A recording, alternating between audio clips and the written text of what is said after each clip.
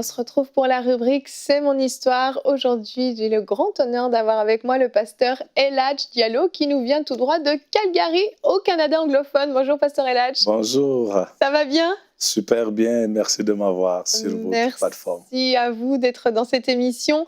Vous êtes le pasteur de l'église Crosspoint, c'est ça? Fellowship, c'est ça? À Calgary et aussi à Montréal également, Crosspoint Nouvel Espoir. J'y étais presque. Pas de problème. Deux très très belles églises que vous dirigez donc avec votre épouse et toute une équipe. Et aujourd'hui, vous êtes là pour nous raconter votre belle conversion, comment le Seigneur vous a sauvé de façon vraiment surnaturelle. Toutes les conversions sont surnaturelles, mais celle-là, je vous préviens à la maison, celle-là, je pense que vous l'avez jamais entendue, elle est exceptionnelle.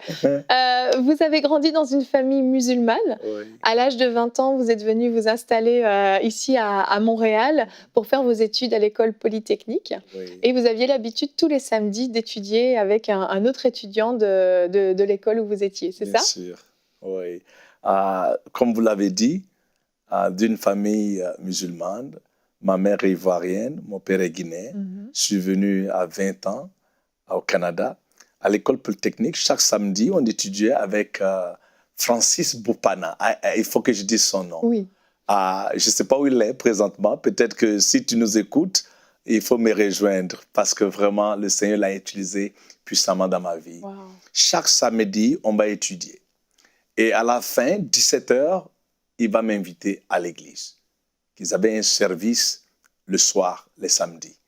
Et à chaque fois, je lui donne la même réponse. « Hey, tu connais mon nom? El Hadj Suleiman Diallo, ça ne va pas à l'église, ça va à la mosquée. » Et il partait à son église. Le prochain samedi, après qu'on ait fini d'étudier, il m'invite encore. Pendant 9 mois, ce garçon n'a jamais arrêté de m'inviter. Et je n'ai pas arrêté de lui dire non plus. Et des fois, de façon sarcastique. Ce qui m'a impressionné chez Francis, il n'était pas offensé, ni frustré. Il aurait pu réagir en disant, écoute, ce gars, je perds mon temps avec lui. Il était en 3e année, j'étais en 2e, je me rappelle. Donc, on avait certains cours en commun, mais il était plus avancé que moi. Donc, je profitais plus de ce temps d'études. Oui, que lui. Que lui. Alors, il aurait pu dire, écoute, j'ai fini avec ce gars. Mais il était toujours joyeux, toujours dans la paix. Je ne me suis pas senti condamné, je ne me suis pas senti mal.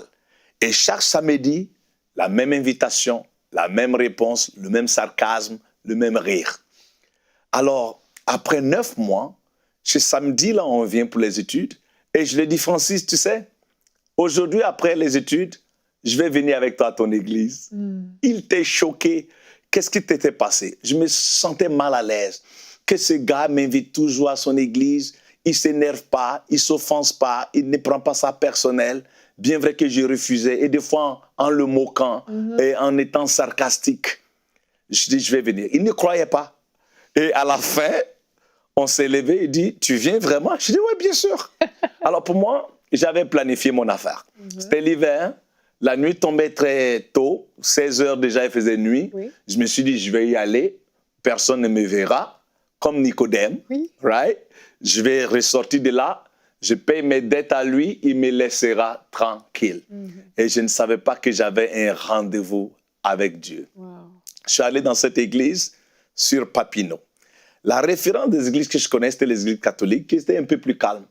Mais cette église charismatique, que je peux dire maintenant évangélique, c'était la folie totale. Amen. Pour moi, les tam-tams et les guitares, et les trompettes, et les gens qui dansent, et les gens qui crient. Je me disais, mais ça existe ça? À Montréal, au centre-ville, sur Papineau, et la police n'est pas au courant? Ça, c'est une secte. Alors, je planifiais, quand je sortais de là, j'appelle la police. Oui, carrément. Je me sentais agressé à 2 niveaux.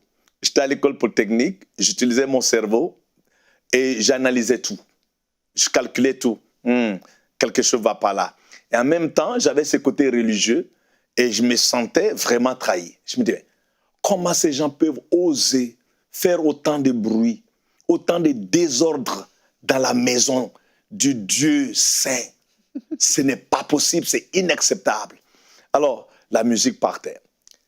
15 minutes, je me suis dit, oh mon Dieu, ça tire, c'est trop c'est trop long. Parce que à mon appartement, j'avais mes 2 colocs qui m'attendaient pour qu'on prie ensemble. Et le temps passait et je me disais, mais ça tire trop, quand est-ce qu'ils vont finir? Il faut qu'on parte. Et tout d'un coup, le pasteur Carbone, que le Seigneur le bénisse, ce grand homme de Dieu, il s'est levé, il a pris le microphone, il a calmé la musique un peu, rabaissé un peu le tempo. Il a dit, Alléluia, Alléluia. Il y a 4 personnes ici. Dieu vous a amené ici pour une rencontre, pour vous sauver. Je n'étais pas intéressé. Non. Je ne fais pas part de cette gang. Alors, rapidement, faisons vite, finissons, parce que je dois aller poursuivre ma propre prière.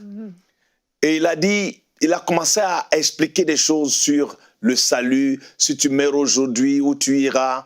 Et après, il a dit, levez la main. Si tu veux recevoir Christ, lève la main. Et là, il a dit, fermez les yeux tout le monde. Moi, je me suis dit, je ne peux pas fermer mes yeux. Ces gens, c'est une gang de fous. Et je ne suis pas en sécurité ici. Je ne peux pas fermer mes yeux. Il avait une autorité incroyable. Il a renforcé sa demande. Je dis, Alléluia, tout le monde, fermez vos yeux. Alors, j'ai fermé un œil, juste comme ça, avec un œil ouvert, juste pour me rassurer. Qu'est-ce qui se passe? Et je regarde avec l'œil, un œil ouvert, je vois une dame qui s'élève, c'était une Africaine. Elle pleurait, la pauvre dame, elle pleurait. Oh, oh. Je l'ai regardée avec un œil, puisque l'autre œil était fermé. Je dis, oh, pauvre Africaine, dans cet hiver, ces pays étrangers, ça doit être très difficile pour elle. Elle doit souffrir. En plus, on a sûrement dû lui offrir $40 pour jouer ce rôle-là, pour qu'on dise que le pasteur est tellement puissant. Oh, arrêtez ça. Je n'étais pas là-dedans. J'étais critique. Et là, un autre homme se lève et il était québécois. Il ne pleurait pas, mais il avait l'air vraiment dans les nuages. Je dis, OK, c'est pas pire. Lui, il doit être peut-être le cousin à la femme du pasteur. Vraiment un mauvais cœur, une mauvaise appréhension. Comme un coup monté. Un coup monté, c'est Hollywood. Hein, OK? Ils sont en train de jouer des rôles. Et là, une 3e personne se lève. Le pasteur a dit 4 personnes. Là, on attend. La 4e personne ne se lève pas. Et là, je me disais, soit le pasteur veut jouer un peu, tu vois, créer un peu le suspense. Ça a été trop facile les 3 premiers, tu vois. Ils sont levés, la dame s'est levée, le garçon s'est levé, une autre dame. Donc, il faut créer un peu de suspense pour rendre ça un peu plus excitant, tu vois. Ou bien, la 4e personne n'est pas content avec l'argent qu'on lui a donné pour jouer le rôle. Donc, il a laissé tomber le pasteur au milieu. Au milieu du cirque, tu vois. Et personne ne se levait. Tout d'un coup, le pasteur Carbone descend les escaliers. Et il dit, jeune homme, nous allons t'attendre même jusqu'à minuit parce que le Seigneur a un plan pour toi. Et il y avait plusieurs jeunes, il y avait à peu près 800 personnes. Là, je me suis dit, oh, jeune homme, s'il te plaît, lève-toi qu'on en finisse. Je dois rentrer à la maison, mes colocs m'attendent. Je n'étais pas intéressé. Dieu est miséricordieux. Amen. Je le moquais. Je riais. Si c'était un homme, le tonnerre était déjà tombé sur moi. Mais dans sa miséricorde, il m'a regardé dans ma fragilité, dans mon attitude de rébellion, de critique, et il m'a aimé. Et il ne m'a pas jugé. Il a tenu sa patience pour me sauver. Au milieu de là, c'est comme si je ferme mes yeux et c'est comme si la cassette a été retournée en arrière. Right? Est-ce que vous avez vu un homme derrière le pasteur? Non, avant de voir ça, la cassette est retournée un peu en arrière. Et là, je commence à écouter le pasteur qui est en train de dire, si tu meurs aujourd'hui, oui, où est-ce que tu vas aller? Et tout d'un coup, j'ouvre mes yeux, je vois un homme, une lumière, je ne pouvais pas voir la tête, derrière le pasteur. Et le pasteur, en temps normal, il prêchait, il bougeait ses mains. Et je me suis dit, oh my God, il va cogner le monsieur derrière. Et je pensais que tout le monde voyait ce monsieur derrière avec une lumière, une grandiosité incroyable, une paix incroyable. Et tout d'un coup, je suis que c'était Jésus-Christ. Je suis que c'était Issa. Je suis que c'était Jésus. Et là, j'ai dit, Issa, viens, Jésus, viens dans mon cœur, je suis pécheur. Et là, le monsieur Jésus marche à travers le pasteur, et il vient vers moi, et je regarde, comme je pense que tout le monde le voit. Et il vient, il rentre en moi. Le pied là, dans ma poitrine, boum, et puis là, quelqu'un s'assoit à l'intérieur, et j'ouvre ma petite jaquette que j'avais, et j'écris en me levant, « Oh my God, qu'est-ce qui est rentré dans mon ventre ?» Et quand je me suis levé dans le tourment, le pasteur a couru des escaliers, et il est venu vers moi et dit, « Merci, jeune homme, je t'attendais depuis. » Et là, il me dit, prie après moi. Je ne me rappelle même pas ce que j'ai prié. Sûrement la prière du salut. Et je me suis tenu sur mes pieds pendant cette période-là. Et Jésus-Christ, qui m'a tant aimé, est venu dans mon cœur. Alléluia. Je vais parler à quelqu'un aujourd'hui qui nous regarde. Peut-être que ton background et ta famille n'étaient pas musulmane ou catholique ou quoi que ce soit. Mais Dieu t'a tant aimé qu'il a donné son Fils unique. C'est cette invitation qu'il t'étend aujourd'hui. Son esprit travaille autour de toi parce qu'il ne veut pas que tu périsses. Dieu t'aime tant. Peu importe ton passé, peu importe tes actes, peu importe. Son amour est plus grand que tes erreurs. Son amour est plus large que tes erreurs. Tu sais ce qu'il veut. Dans le livre des Exodes, chapitre 25, Moïse, sous l'ordre de Dieu, a construit un tabernacle. Parce que Dieu dit, je veux venir et demeurer au milieu de mon peuple. Dieu ne veut pas rester loin, il veut venir être avec nous. Il dit, Moïse, construis ce tabernacle en accord avec le modèle que je te donne, pour que je puisse venir demeurer à mon peuple. Mais tu sais, son meilleur n'était pas le tabernacle. C'était juste une location. Il n'a pas acheté cette place. Après Moïse, il est allé dans le temple de David, dans la tente de David. Mais c'était juste une location. Il n'avait pas encore trouvé une place où habiter, ou acheter. Après, il est allé dans le grand temple glorieux, impressionnant de Salomon. Mais même là encore, c'était encore une location. Ils ont réparé le temple au temps de Néhémie, de Ezra et tous ces grands hommes, jusqu'à ce que Jésus-Christ te trouve toi. Son vrai temple qu'il cherchait. C'est pour ça qu'il est venu s'asseoir à moi. Ce n'était pas une location. Il a payé avec son sang pour te racheter, pour que tu deviennes son tabernacle mobile. Dieu veut pas seulement avoir une relation à distance avec toi, mais une relation personnelle. Tu pourrais le faire juste comme moi. Tout ce que tu as à faire, c'est facile, ce n'est pas compliqué.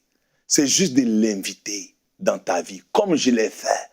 Et n'attends pas que ça soit surnaturel, avoir des anges. Non, le salut est simple, mais c'est dans le simple que se cache le profond. C'est cette vie-là qui veut te donner. La Bible dit, dans Matthieu chapitre 1, verset 21, « Quand ce Fils viendra, tu l'appelleras Jésus, parce qu'il viendra sauver son peuple du péché. » Les médecins peuvent guérir même des cancers. Mais le problème du péché, seulement le sang de Jésus-Christ peut résoudre ça. Alors je veux que tu pries avec moi, comme je l'ai fait. Dis, Seigneur Jésus, je t'invite de venir dans ma vie. Aujourd'hui, je crois en toi. Rentre en moi. Vis en moi. Je crois que tu es mort sur la croix pour moi. Et tu m'as pardonné de tous mes péchés. Merci pour cette nouvelle vie. C'est toute cette prière-là que tu as besoin de faire. Rien d'autre. C'est là qui rend le surnaturel. J'espère que tu as été béni. C'est là que cette paix vient maintenant dans ton cœur. Cette joie vient dans ton cœur. Que le Seigneur vous bénisse. Et merci de nous donner cette opportunité de partager nos témoignages avec vous. Merci beaucoup pour cette plateforme. Amen. Merci beaucoup à vous, Pasteur Elhadj. Et vous allez être obligé de revenir parce que la suite est passionnante. Merci beaucoup.